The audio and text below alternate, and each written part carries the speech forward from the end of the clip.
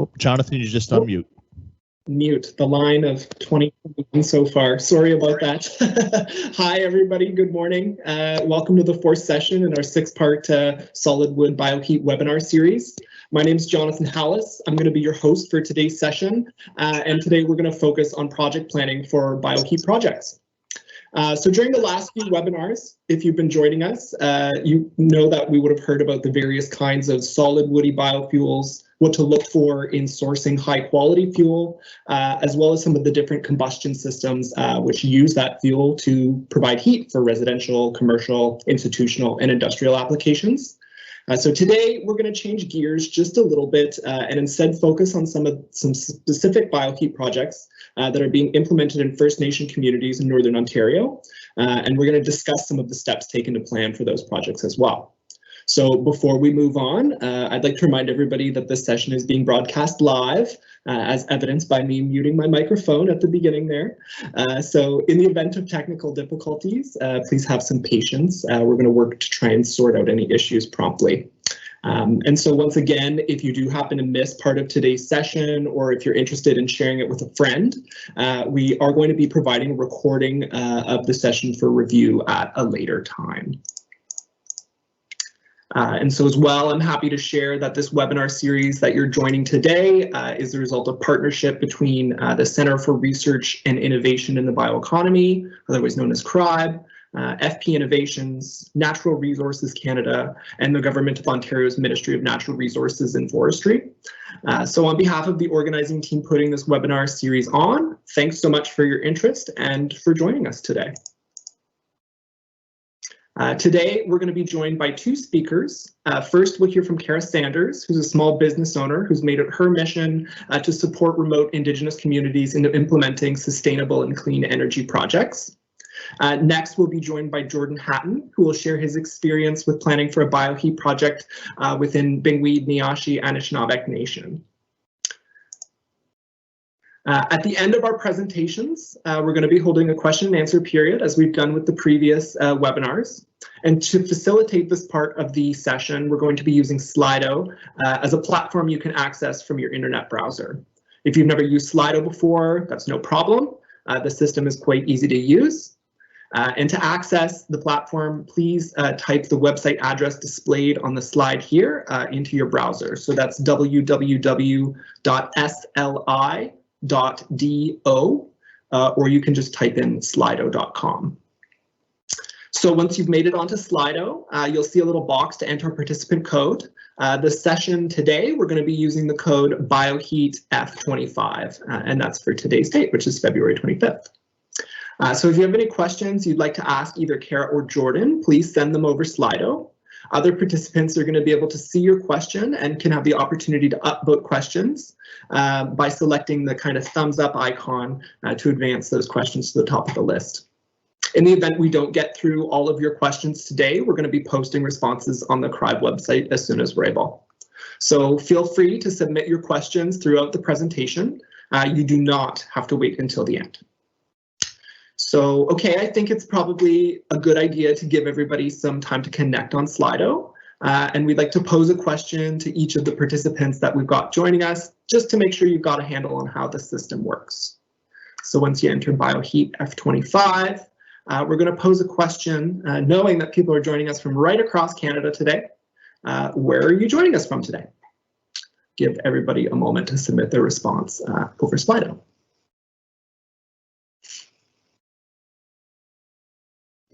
Always love to see the range of answers that come in when we ask this.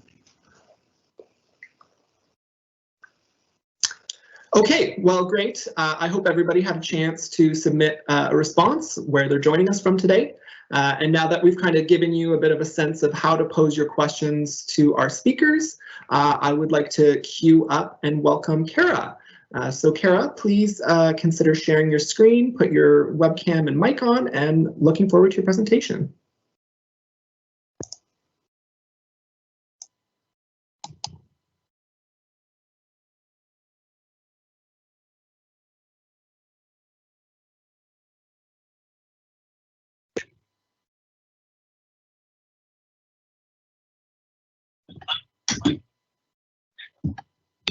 Hi, good morning. My name is CARA Sanders.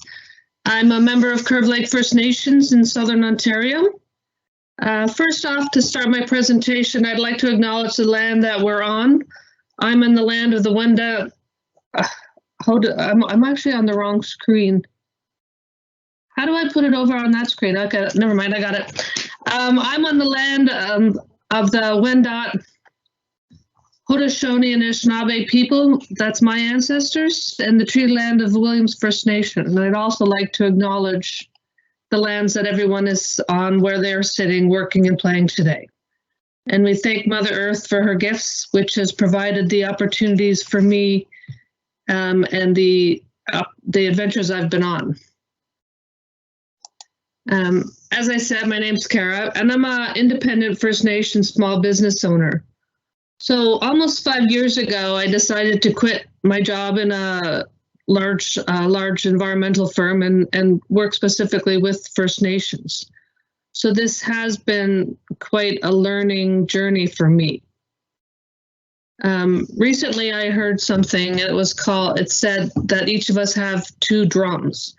One drum is in our ears and the other's in our hearts. So with this lesson, this teaching, I'd like y'all to consider the time that you're giving to me to listen to my journey that I've been on.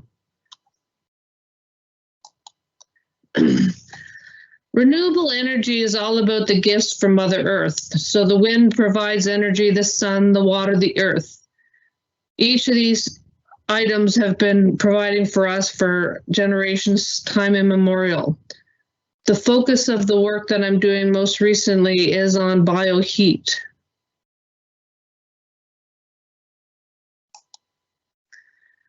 The first step that I did when I started my business 5 years ago is I reached out to First Nations, and IESO has funding for something called the Community Energy Plan. And the Community Energy Plan is examining all of the questions about the community, looking at all of the profiles, looking at usage, looking at the biggest users, looking at where you can save things, looking how you can alter habits. So in the year that I wrote this report, you learn so much about how things work and how things can be improved and where things can be altered to protect. And one of the things that I learned while doing my research was about Bioheat. So Vince Rutter, who spoke 2 weeks ago, and I submitted a proposal to CERRC looking to install a Bioheat project in 2 remote communities. So with doing that, we were awarded 2 projects. So I talked about my journey here. So my focus was on the off-grid communities because I felt that the off-grid communities had the most to gain. The communities in the south have energy on the grid. Communities have more access to renewable energy, but they also have cleaner opportunities, such as propane instead of diesel. So the big attraction for me was reducing the diesel usage, and that would help clean the north to a degree to some point. So how do you prepare? So when I started my journey, I made a lot of phone calls. I just got on the internet, looked at who was doing what, looking at where projects were, looked at what worked, what didn't work, what were the lessons learned, how would you do it differently? There's, and just so many communities, so many project coordinators will spend the time and chat. And that can save a lot of pain in the early days, just learning how to be better prepared, how to not, and you don't need to recreate the wheel. Things are out there, things have been done. So just learn from the lessons that have occurred. Oh, that's a repeat slide, sorry. So my presentation today is about project planning. And the biggest or a big known thing is, if you fail to plan, you plan to fail. But working in the remote First Nations, this is not true. I mean, you can make the perfect plan, you can make a half a plan, and as soon as you have anything that you think is a plan, it's not going to work. Things change, people change, the community has some type of event. So you need to be flexible. You need to be able to, shake it off and move forward, whatever the direction the project takes you. You need to accept it. You can't get angry. You can't get frustrated with how things are not going how you want. And you need to be open and honest with the community if you've not done things as well as you'd hoped, with the funders when they're expecting something on a deadline and you're not able to do it. And again, talk to people, ask questions, learn how others have adjusted or altered their plans to be able to overcome hurdles. So, people say it's easy, just do this. In the North, it's not that easy. We don't have a Home Depot, we don't have a Home Hardware, so if something breaks or something, you've got the Northern store, and if they don't have what you need, then, you got to fly it in. Last year, October 2019, we started installing our boiler project. So we were there the first end of September, 1st of October. So we have the top left picture shows the coil for the fluid, the heating fluid, and it started snowing and it started raining, it started slushing and it started mushing. So we're out there freezing, we're wet, we're cold. You can see the picture on the right of Vince standing on the thing because the puddle in the hole is about a foot deep. So that's a classic example of this is something that should have been easy to do, and it was not. We continued this job in June. No, we didn't. It was in August because of COVID, and it went a whole lot smoother the second round. But in the first round when we tried, it didn't go so smoothly.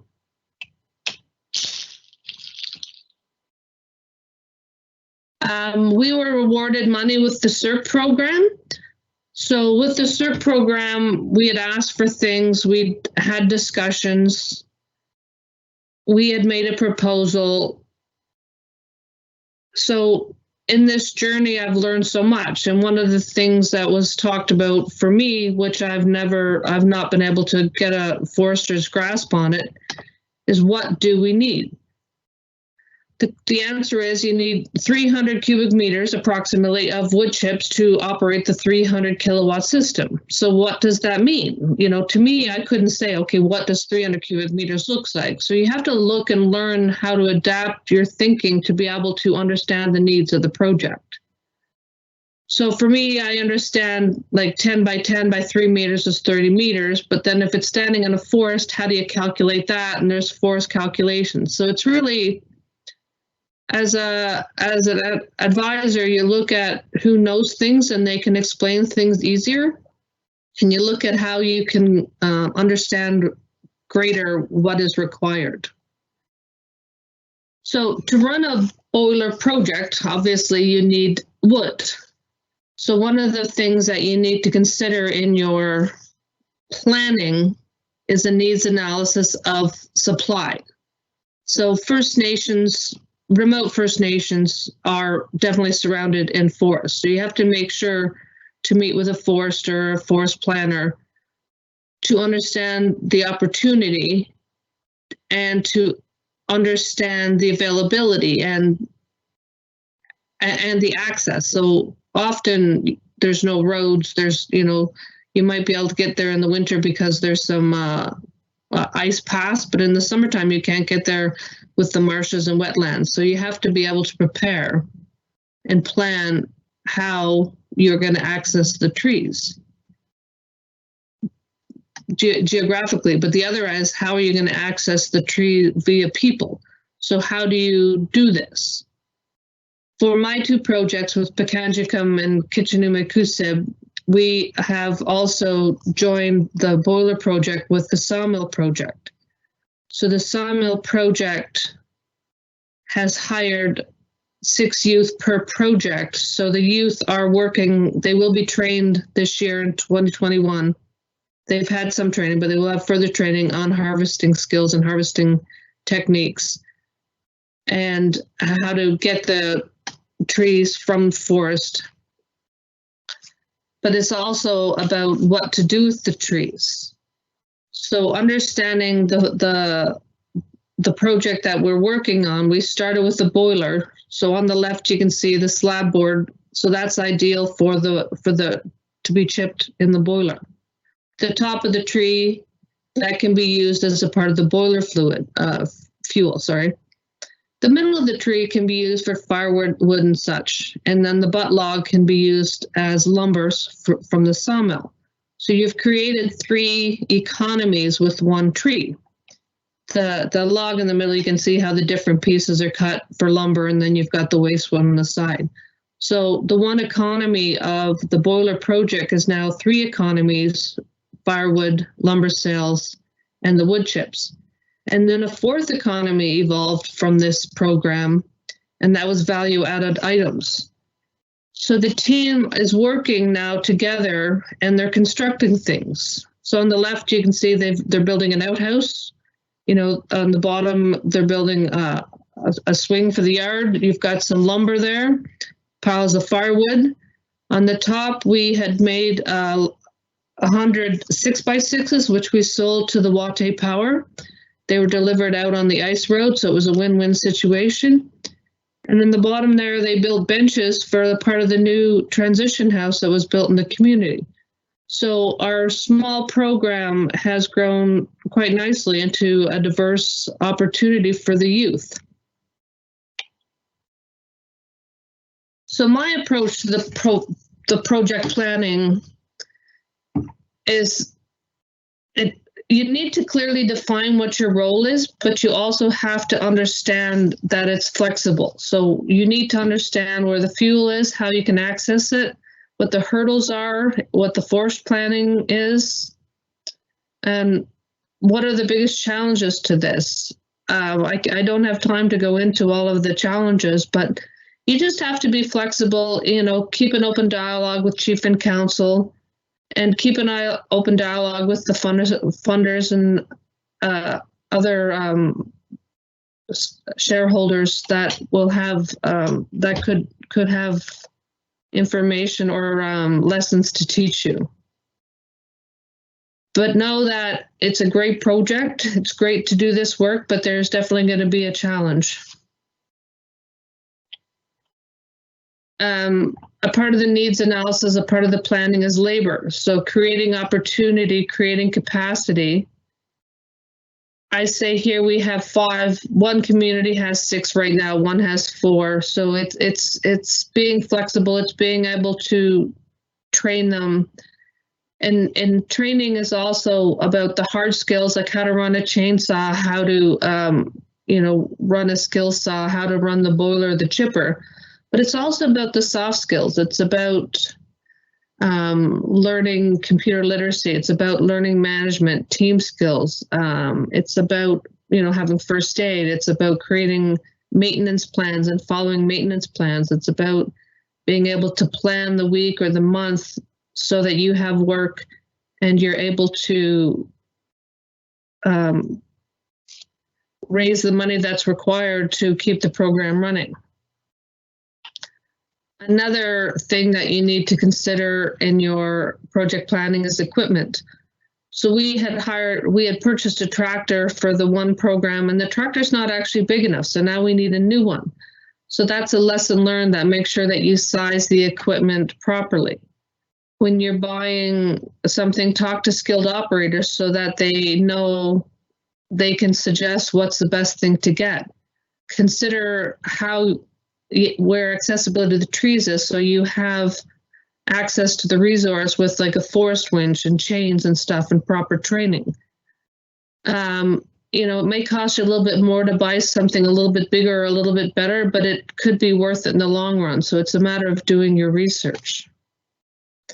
And you also have to consider all of the paperwork involved with the project, such as land use planning, forest license, forest permits, forest plans, updating forest plans, documenting the usage and sales as a part of your forest permits, mapping your harvest areas so that you are rotating around, keeping a photo journal of all of the things, quarterly reports, invoicing, keeping receipts. These are all the not fun, or maybe I don't mind it, fun part of the project. But knowing everything and keeping it all organized. And you have everything going along and it's a project and you're happy, and then boom, COVID comes and shuts it down. So my two projects have been asleep for a year and the youth have been laid off. So it's a matter of being flexible. So I am able to do a lot of work on the computer. We have a messenger group with the sawmill team, so I can talk to them, they can talk to me, and when they need help, I can help them. So, I mean, the COVID has been a challenge, everybody understands, but being open-minded and open to change and flexible, I have been able to move my projects forward within the community, and they are growing.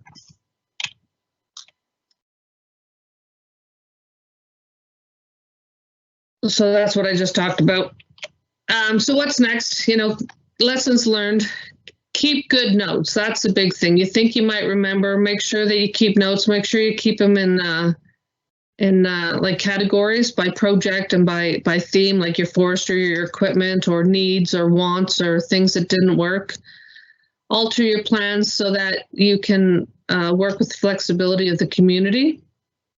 Remember, when you're working in their community, in their nation, that it's theirs, it's not yours. So leave your south at home, leave your thoughts at home. You can be a teacher, you can be a guider, but you know, listen to how they want to do it and make sure that you respect how they work on things. Help them grow, but respect them at the same time. And also I found that if you tell them 3 things or 4 things, that you'll only get one answer. So you have to do one thing at a time and they'll get it done. So don't overwhelm them. Be patient. So for the sawmill project in Pikangikum, we have a list of many things in the community that we've been invited to get involved with. So in just over 2 years, 2.5 years, the community, the youth are creating a buzz in their community. And that's a good thing. It gives them pride and gives them a purpose. They come to work and they work happily. And the big thing I believe in is always include the environment and clean energy. Remember, the protection of lands and water is what we're about. Remember to incorporate traditional knowledge. When you're out in the bush doing harvesting, look at the plants, look at the medicines, you know, make that a part of the daily thing. You know, include consideration of the fisheries when you're harvesting or altering. If you drop a tree and then it alters the river, that can alter so many things. So be considerate of the fisheries.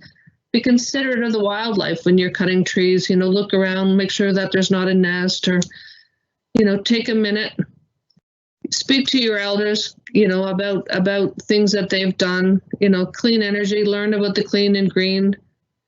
Our biomass project is about reducing the greenhouse emissions, which is a great thing.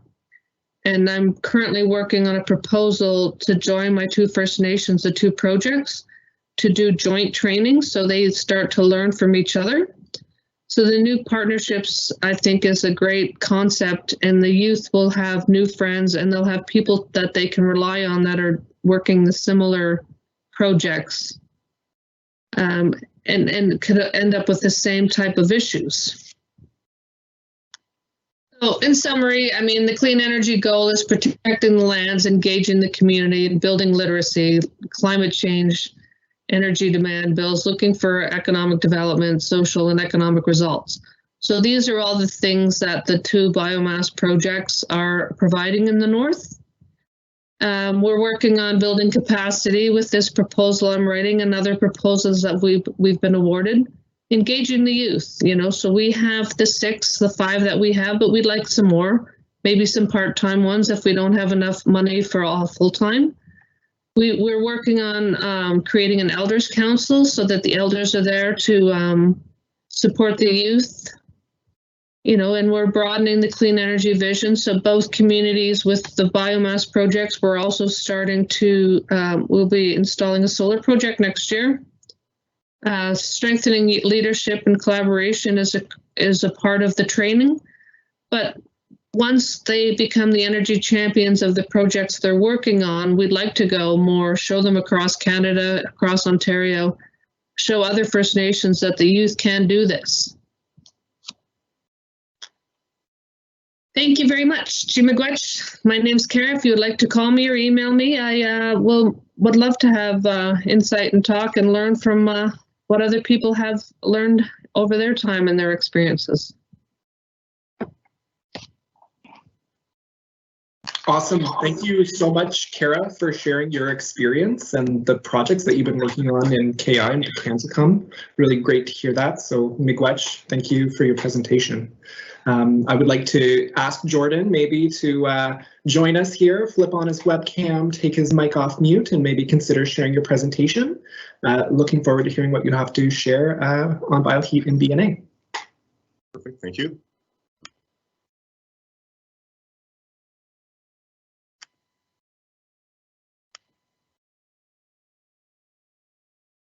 Okay, can everyone see me? The presentation? Perfect, okay. So, thanks everyone for joining today. My name is Jordan Hatton. I'm the Director of Economic Development for Bingwiniyashi Anishinaabeg, Sandpoint First Nation, here in Northwestern Ontario. I'd also like to acknowledge that giving this presentation in the Robinson Superior Treaty Area and acknowledge the chiefs of the region. Also would like to thank Jonathan and Karen and Rob and everyone for your work in getting this presentation together, and obviously FP Innovations and CRIBE, NRCan, and MNRF for all of your work in putting this together. This is great and awesome to get together and share project success stories. So today I'm going to be talking about the BNA Bioheat project. I'm going to discuss the history of BNA and our developments to date, including the Papasay Sawmill, which is where this project takes place. I'm going to be walking through the stages of the planning and development that made up the BNA Bioheat project, and this includes what I like to call the idea phase, the building support for this idea phase, developing the team to carry out this project phase, and the describing the project and its progress over 2 years. Also, I'll quickly touch on BNA's future Bioheat plans and discuss the project benefits and the lessons learned from this project. So first of all, it's really important to discuss the history of the community because I think it really grounds the understanding and why BNA is moving in the direction that it is, and that there was a destructive past but a promising future. And I think it's important to acknowledge what happened before. So the people of Bingwiniyashi Anishinaabeg, formerly known as Sandpoint First Nation, have been occupying the southeast shores of Lake Nipigon since time immemorial. Once a thriving community, the people of Sandpoint worked as commercial fishermen, trappers, and fur traders. And despite the fact that Sandpoint was a First Nation community that was deserving of a reserve, the federal government did not move ahead with the creation of this reserve and wouldn't until the 21st century. This is a picture of historic Sandpoint, I believe taken in the late 20s, early 30s, when the community was still there. A series of events occurred in the 20th century that led to the displacement of the Sandpoint people. The first was the flooding of Lake Nipigon due to a series of dams and diversions throughout the watershed. This destroyed the community and unfortunately forced many members out. And the second was the destruction of the community as a whole and the displacement of the membership for the province to make way for the creation of the Lake Nipigon Provincial Park. And again, it is the history of the community, but however, they are moving ahead. And the BNA did reclaim its community at a ceremony in April 2012, and it is now a First Nation community. So I really like to include this picture in my presentations. It shows opportunity, and it shows basically a clean slate for development. This picture is taken of the Sandpoint land. You see Lake Nipigon in the background here. And this was taken around where the pipeline is on the other side of the highway, but it just shows, there's a clean slate for development. And if we do this right, we can make a beautiful green community for the BNA members. Just a little bit on the recent developments, because it kind of speaks to how we got to this point. In 2009, Papasay, which is BNA's Economic Development Corporation, owned 100% by the First Nation, was formed. And that is the entity that runs the sawmill where the Bioheat project took place. So it's important to recognize Papasay was formed. The surveying and clearing of Lot A of the BNA Industrial Park occurred in 2010 to 2012. That is where this project took place, the sawmill project, and where the sawmill was erected in 2013. 2012, the BNA capital plan was developed, and that speaks to the zoning and the different developments in the community. And BNA is, very happy to say we've followed that capital plan over 3-4 successive chiefs now, and we're still moving ahead in that direction, which is good to continue to build on what the previous administration did. Very important, 2012, BNA and Canada signed the framework agreement on First Nation land management, and in March 2014. The BNA membership ratified its land code, removing BNA from 25% of the Indian Act. That allows BNA to move at the speed of business and make decisions about its own land development without going through the land designation process through INAC. So this is a big, it allows BNA to move forward productively and at the speed of business. So it's very important. 2018, BNA construction commences on 2 duplexes in the community, followed by 3 individual homes, which are nearing completion. They will be done at the end of March.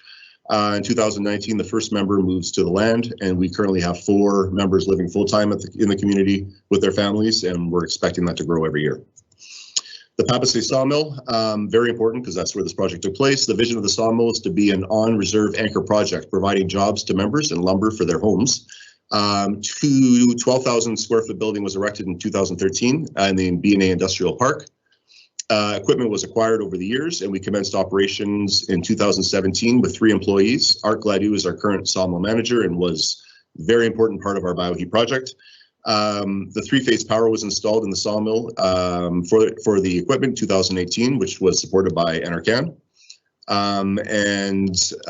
Currently producing rough sawn air dried lumber. However, we do have a business plan in place, and we are looking forward to expanding in order to provide value added products as soon as possible. So that's in the works.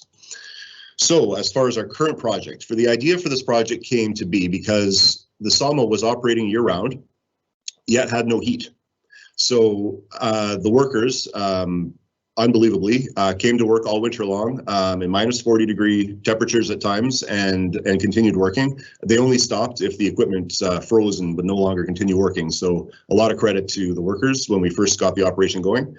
Resolute was supportive and did provide, did donate 2 Herman Nelson diesel heaters to Papasay in order to assist with the heating of the sawmill in the winter months. However, as everyone knows, diesel is very dirty and it's a polluting fuel. We did have to pipe it outside. It's extremely expensive to run. The amount of fuel we went through to keep these units going was astronomical, and the cost was big, and the environmental damage is what it is, right, for using diesel. So the idea, of course, let's displace this diesel with our own sawmill wood waste. So if BNA can displace the diesel fuel used by the dirty polluting Herman Nelson heaters with wood waste generated from our own sawmill operation, we've solved a whole bunch of different problems. And that includes providing a safe, comfortable facility for the workers who are operating in the wintertime, no more minus 40 Celsius working. Utilizing the wood waste that was piling up in the industrial park, and the piles were becoming substantial. And it's also finds use for future waste as the sawmill expands. And it eliminates diesel as a heating source, improving the environment in the process, which is a very important pillar for BNA to ensure that it develops in a green manner. Location for this project was key. BNA is located in the heart of the Lake Nipissing Forest, and BNA, along with its First Nation neighbors, AZA, BZA, and Red Rock Indian Band First Nations, collectively manage the forest through Lake Nipissing Forest Management, Inc. And I won't go into great detail about issues of wood supply or whatnot, just to say that there is no shortage of biofuel in the region for our project, and it's very important that Papasay plays a role in that whole process. So, building support for the idea. This is also as equally as important as having the idea itself, and more so because if you don't have support, you cannot carry the project forward. First of all, you need support from the leadership. So BNA's chief and council were brought on very early on in this project, and they understood what this project meant, and they were on board with it. A lot of times, you work on different developments, and with certain communities, and you get to a point, and it doesn't proceed, and it's because they don't have that support from council. It's critical early on, right? So we made sure and brought in the chief and council early on. The BNA membership, we all work for the membership here at BNA, and we made sure that they were aware of the project through engagement at membership meetings, and we have newsletters that we send out. Support from the sawmill manager employees. This is very important. They are the ones that are working in minus 40 degrees Celsius temperatures, and is this technology, does it work? You know, is this an end of their their working environment or not, right? And finally, and most critically, from the funders. We met with the funders early with NRCan. We did submit our application to CERRC spring of 2019. I hope I have the year right. Time's flying these days. And then we made it through the due diligence phase, and we were successful in our project submission. So then developing the team. This is by far the most important part of everything that we've done and everything I'm going to talk about. Without a good team, you just cannot make a project of this scale go forward without any issues. And we had a very strong team right from the get-go. You know, internally, I was a project lead, but I had a strong support staff from our infrastructure coordinator, Brian Petrie, and our community energy champion, Asia McNally.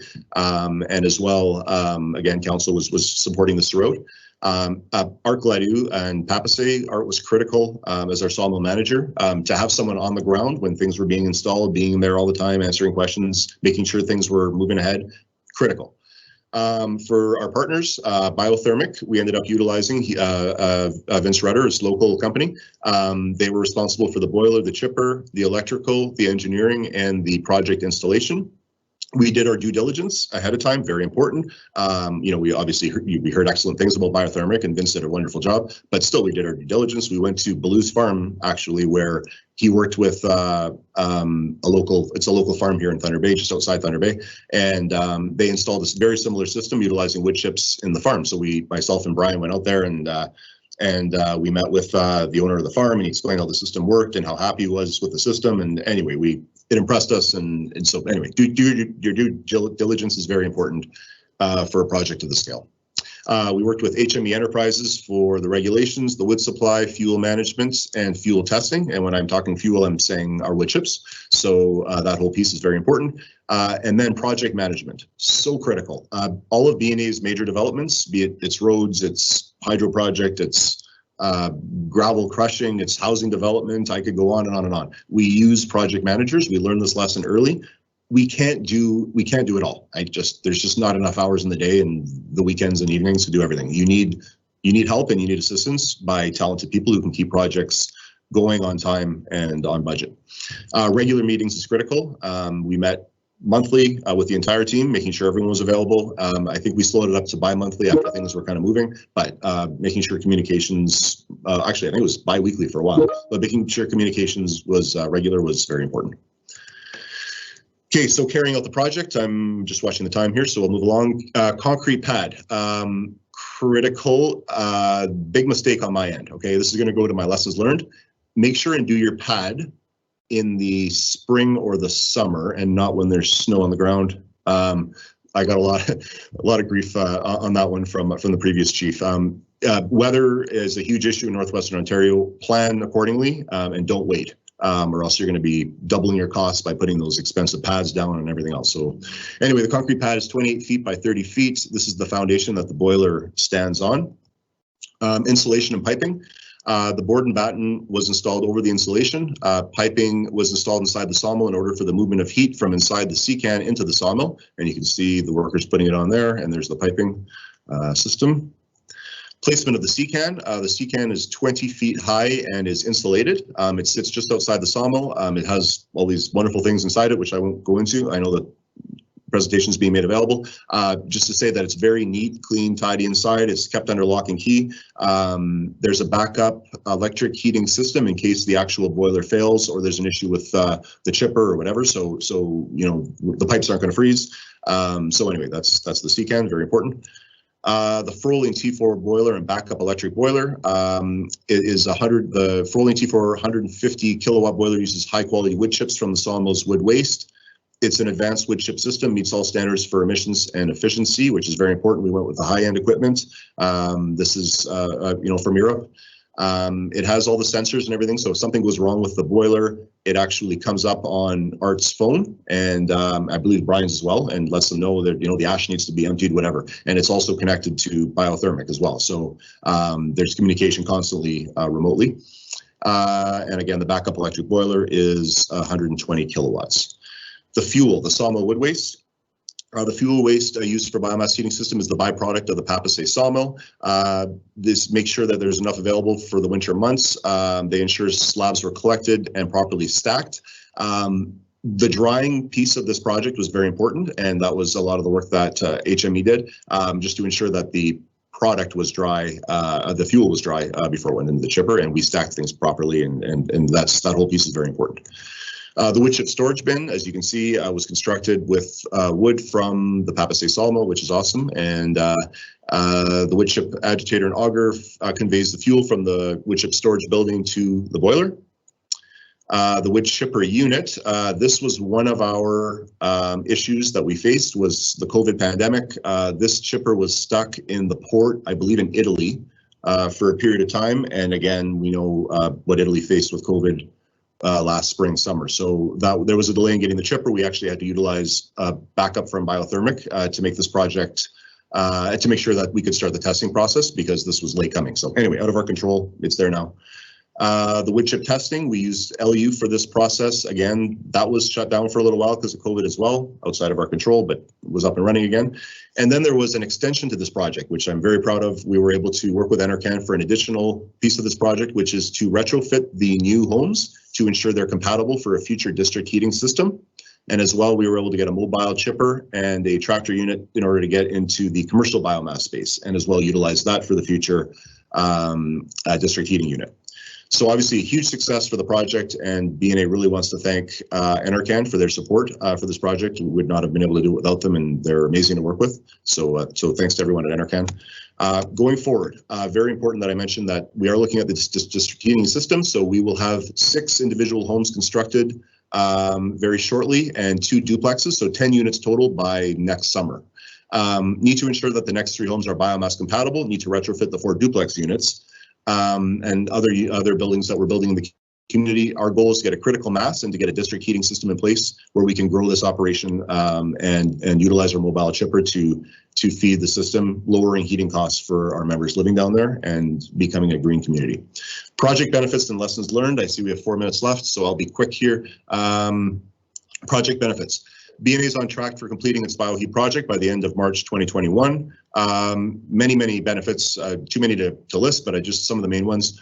Heated sawmill for the workers. Again, they're very happy about that. You can walk around in your t-shirt now inside the sawmill in the wintertime, and it's awesome. Source for our wood waste solves one of our problems there. Displacing diesel and moving towards renewable fuel sources. The homes in BNA are being prepared for future district heating system, which will dramatically lower the heating costs for members moving back to the community. The tractor and mobile chipper will allow BNA and Papasay to look at regional biomass sales to Indigenous and non-Indigenous communities alike, who may also want to look towards this technology for their own homes, halls, and businesses. And BNA can become a regional leader, we feel, in the biomass and bioheat development, showcasing to others that they too can benefit from this technology. Lessons learned, very important. Things are completely out of your control, some things. Weather was one of them. I mentioned the concrete pad. Don't make that mistake. Make sure they get the pad in outside of the winter months. The fuel supply can be affected by weather. And again, our goal was to get this system going before the next winter of 2019, I believe. So we didn't want the workers to have a 3rd winter by that point of minus 40-degree weather. So that was the rush, right? So we wanted to get this project in place. COVID-19, again, it did delay the shipping, the chippers, both chippers actually, the mobile as well, from Europe. And again, the closing of the testing facilities at Lakehead for a period of time. Weather, COVID, these things are out of your control. You have to manage it, manage these issues properly. Number 2, project management. Again, can't stress it enough, keeps things organized, on time, on budget, moving forward. And again, it allows us to work on multiple things at the same time. This is not my only job. I do 500 things, and this is one of the bigger ones, but I need help in everything that I do. And TBT was very helpful in this regard. Do your due diligence.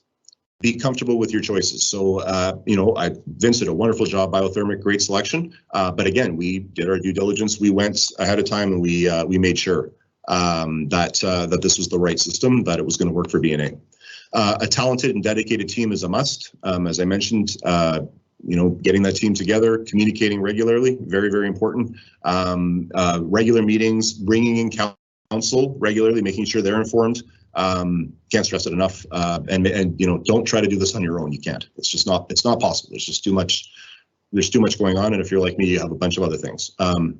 Take lots of pictures and document your project. Huge shout out to Scott Miller. Scott's a big supporter of BNA. Scott recommended many months ago that we take lots of pictures throughout this development and showcase this work, and we did that. We probably took too many videos and everything. So really thanks Scott for that advice, and that's very good advice for everyone to make sure that they document their project. And I know that was mentioned in the previous presentation by CARA as well. So and again, if BNA can do this, you can too. We're just a very small First Nation, but big things can happen if you work hard and get a good team together. So.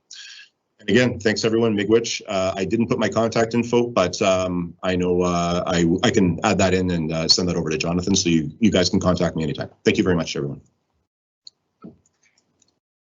Great, thanks so much, Jordan. That was a really great presentation, inspiring to hear about the work that's going on to kind of build up BNA's community based on that sawmill and bioheat project. So thanks for sharing that story. Miigwech to you as well. So now we're going to swing over to our question and answer period for the remaining minutes that we've got. I'll maybe ask my colleague Rob, if possible, to put up our Slido screen onto our presentation, and maybe ask CARA as well. If you want to join us with your webcam and turn your mic off, we can kind of jump right into the Q&A.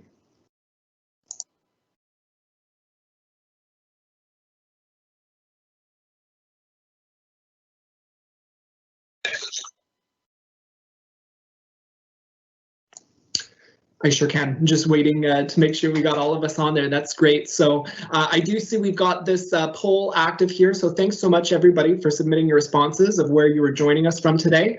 If I could get my Slido moderator to just close that poll, we will see the questions pop up. Perfect. And I see that we've had a few come in while you guys were giving your presentations. So it looks like Gord, thanks again for joining us. It looks like your question is the first one lined up here, and that's a question for CARA. So Gord from WPAC mentions to CARA that he really enjoys your enthusiasm, and he's looking for some details. What kind of fossil heat did you replace with the biomass system? And then any sense that you can give on the cost or GHG savings, I think he would like to hear about as well too, as you can see just kind of on screen there. Hi, yeah, the school is being heated with diesel, so it's diesel that we're displacing. We're estimating about 80,000 liters. And I have to look in my proposal for the greenhouse gas emission. I don't remember that answer. Yeah, no problem there. Of course, happy to follow up and kind of give some more detail on those questions later if you maybe want to kind of continue that dialogue a bit later on after the presentation. The sawmill project is not essential for the bioheat, but it's a great synergy. So we're working on a zero waste project. So each aspect of the tree is going to be used. As I said, like the top will be for the boiler, the middle for firewood, the bottom, the butt log for lumber, and then the waste slabs from the sawmill are also a part of the fuel for the boiler. And that's the same thing that Jordan said. He had a pile of the waste wood, so he's utilizing it. So it's not essential, but it's a great synergy, depending on, if you're beside a pulp mill and there's all sorts of whatever, if your community is in an area that's getting forested and you have the waste wood, then, you could still maybe make product from the waste wood. So it's really what your project is about. Greenhouse gas intensive facilities in Quebec, the distance for biomass. Are you above the tree line in Quebec? Because you can bring it in on ship around, so you would bring it in the same as you would bring in your diesel. So it really depends on where your location is for the greenhouse gas or for your facility. Like I know on the northern coast of Quebec, there's no trees, but you could definitely come in on the water with chips, like depending on who, or pellets. Pellets can be shipped as well. The payback on the project, because it's not installed yet, we don't have analysis. It should have been operating in the fall, but with COVID, of course, it's not. But we're estimating $100,000 per community. So we're working on agreements with the education authorities for both communities because they're both going in schools. And the $100,000 that we are potentially saving will go towards labor. So we're hiring, that's enough money for kind of 2.5 positions. And our workforce is youth-based. I don't know if this is my question as well. Estimate of greenhouse gas reduction. Oh, that's the answer. It looks like someone's responding to Gord's question there. So great that we've got kind of an engaged dialogue there. Yeah, thanks for the responses, CARA. That's really interesting, and looking forward to seeing your project as it progresses. If anybody wants to email me, my email is on the slide, and we can chat about it another time. Oh, that's excellent. We'll make sure to get those decks out as soon as possible. So if folks want a copy right away, make sure to just maybe flip me an email and I can get that to you. I do see we've got 2 questions lined up here for Jordan. So maybe pass the mic over to you, Jordan. Yeah, so maybe I'll just full disclosure, the more technical questions, I'm going to need to look into some of those. I have all the reports and everything. I just don't have the actual answers to some of them that I'm seeing. Much more of the 40,000 foot planner guy than the on the ground guy, which is, speaks to that team and how they can take care of things. I will say that wood supply is not an issue. We have 2, it's a little bit different than what the question's asking, but we have an abundance of wood supply. We actually have, we work with Resolute on getting oversize. That they can output through their facilities, so we can use that. So we utilize those oversized logs, and then we also get deliveries off of the Lake Nipigon forest as well. So we have an abundance of wood supply. The actual amount of waste developed, proportion to the heating, everything, I'll get all those answers, no problem. As far as other First Nations, I've had quite a few First Nations reaching out to us about this project. A lot of them questioning, where we got the opportunity to proceed with it. How we got, how we were able to do it in such quick time. There's other communities that have been involved in some projects, and it's taken them quite a few years, and we were able to get this going very quickly with a solid team. So I've had a lot of positive comments. I will just say that any community that's interested at all in moving forward with a similar project, please reach out and speak with me. I'll make sure and have my contact info available, and happy to talk to you guys even about the team we put in place and how you might be able to move forward. Oh, that's awesome. Thanks for your willingness to kind of engage in that conversation after. I know you mentioned you got 500 things on the go, and we're extremely grateful that doing this webinar was one of them that you agreed to do. So really appreciate that. I don't know if you maybe wanted to just provide a little bit of input on the payback question there. If you'd rather continue that conversation a little bit later on, that would be fine too. I just want to give you an option to respond to that last question there, Jordan. Yeah, I will speak on the payback. I would have to get, again, they'll get the figures and exactly the savings from moving from the diesel over to the wood waste itself. But we're in we've been analyzing this is actually our first winter when the entire project was going. So we're going to be analyzing those figures and moving it. Last year was our first year, but there was a lot of hiccups and little odds and ends or whatever. So we're going to get all this data and we're going to figure it out. But I know that there's going to be savings because the amount we were spending on diesel for those heaters was ridiculous. So, but we'll get those calculations together.